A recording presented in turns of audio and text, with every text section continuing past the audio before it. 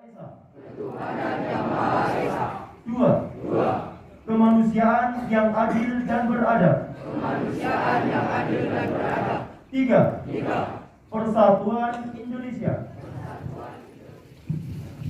Assalamualaikum warahmatullahi wabarakatuh. Bismillah, alhamdulillah, wassalatu wassalamu ala rasulillah, la hawla wa la quwwata illa billah, amma ba'da. Yang terhormat Kepala Sekolah SMP Negeri Kaligajar, Bapak Ibu Dewan Guru, karyawan kreatif SMP Kaligajar, serta anak-anakku semuanya kelas 7, 8, 9 yang kami cintai dan kami banggakan. Puja dan bersyukur marilah senantiasa kita panjatkan kepada Allah Subhanahu wa taala. Salawat berpinggiran salam semoga senantiasa kita curahkan kepada baginda Rasul Muhammad sallallahu alaihi wasallam. Anak-anakku yang kami banggakan, yang pertama kami mengucapkan terima kasih kepada petugas upacara yang telah melaksanakan tugasnya dengan baik. Namun tetap harus ditingkatkan untuk kedepannya supaya lebih baik dan lebih baik lagi. Yang kedua, kami juga mengucapkan terima kasih kepada peserta upacara yang telah mengikuti jalannya upacara dengan tertib dan hikmat, walau masih ada beberapa yang belum bisa mengikuti dengan baik. Namun semoga kedepannya bisa diberikan kesadaran sehingga untuk upacara-upacara berikutnya bisa lebih baik dan lebih tertib lagi. Anak-anakku yang mencintai, sedikit dalam kesempatan kali ini saya akan menyampaikan dan mengingatkan kembali terkait dengan komitmen sekolah kita dalam hal pencegahan 3 dosa besar dalam dunia pendidikan. Yang mana salah satunya ini masih cukup rawan, sering terjadi, bahkan belum lama ini terjadi juga di sekolah kita. Apa itu? Perundungan, atau yang kita sebut sebagai bullying.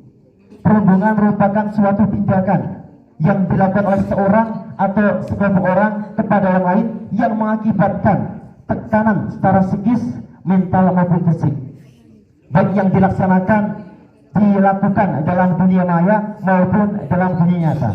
Anak-anakku yang dibanggakan, dalam dunia maya atau yang sering disebut sebagai cyberbullying, ini merupakan suatu hal yang juga sangat rawan. Mengingat di era digitalisasi ini, semua anak-anak sudah berpegang HP. Ketika kita bermedsos, ketika kita memiliki suatu emosi, sangat mudah untuk meluapkannya, hanya bermodalkan jari saja, maka bisa kita sampaikan. Namun perlu diingat anak-anak, ketika kita melakukan hal semacam itu juga termasuk salah satu perundungan. Apalagi mengobjekkan salah satu orang sebagai bahan bercandaan ataupun pembahasan dalam medsos tersebut. Contoh kecil, di dalam grup kelas, kalian bercanda-bercanda namun menjurus kepada satu orang. Ketika orang tersebut merasa terzalimi, merasa tidak nyaman, maka kalian lakukan itu sudah termasuk kategori perundungan. Hati-hati anak-anak semuanya. Yang kedua, dalam dunia nyata ini ada 3. Yang pertama adalah perundungan dalam hal fisik.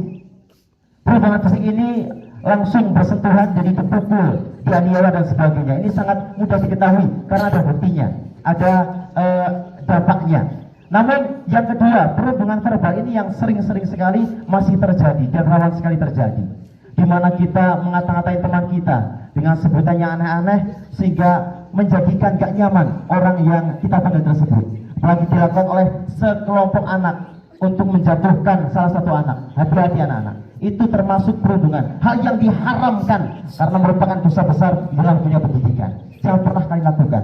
Yang ketiga, perundungan dalam bidang sosial. Kita bersepakat untuk mengucilkan salah satu teman kita di kelas.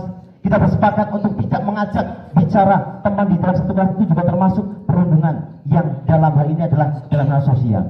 Jadi sekali lagi anak-anak ya, tolong, ini sudah kita deklarasikan bersama dulu dengan Bapak Kepala Sekolah, sudah kita bayar bersama untuk menghindari 3 dosa besar pendidikan ini. Jangan pernah kita lakukan, jangan pernah kita langgar, karena itu sungguh-sungguh akan sangat miriskan. Sekolah merupakan rumah kedua kita, karena hampir setengah hari kita menghabiskan waktunya di tempat yang kita sayangi ini. Buatlah lingkungan kita yang nyaman, yang bahagia. Karena ketika sekolah kita nyaman, maka kita mau berangkat sekolah pun akan semangat rasanya, akan bahagia. Sehingga apa? Ketika pelajaran disampaikan pun akan mudah dicerna. Tapi sebaliknya, kalau sekolah sudah menjadi tempat yang gak nyaman, tempat yang menjadikan kita jadi tertekan, itu akan sebaliknya. Apapun yang disampaikan di sekolah akan sulit untuk kita terima. Karena apa anak-anak semuanya? Korban bullying itu akibatnya itu tidak hanya jangka waktu 1-2 bulan, tapi di masa depannya juga akan berakibat fatal, mengakibatkan dampak psikis dan mental. Itu yang paling bahaya. Anak tersebut menjadi murung, bahkan berakibat tidak masuk sekolah berhari-hari, bahkan juga merasa di kelas itu nggak ada yang merhatiin. Kalau ini terus-terusan terjadi, mentalnya kena, maka bisa jadi terjadi seperti yang ada di berita-berita di sana. Apa? Bunuh diri. Naudzubillah. Pernah terjadi seperti itu dan sering terjadi karena sering dikejar haters ya, para netizen yang barbar begitu ya, kemudian merasa tertekan, merasa nggak nyaman sehingga bunuh diri. Karena di kelas sering dibully, sering dikata-katain dan sebagainya sehingga nggak nyaman dan akhirnya bunuh diri. Ada yang seperti itu. Jadi anak-anak, tolong, mari semua kita ciptakan suasana kenyamanan di lingkungan sekolah kita ini. Kalian semuanya juga berperan penting. Jika kalian mendapatkan suatu perundungan di lingkunganmu, diingatkan. Kalaupun kalian tidak berani, silahkan laporkan kepada wali kelas ataupun langsung dikonsultasikan ke guru BK. Begitu.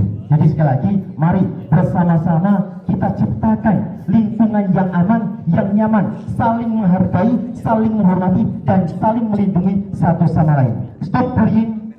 Kita ciptakan sekolah kita, sekolah yang ramah anak, anti perundungan. Siap? Siap?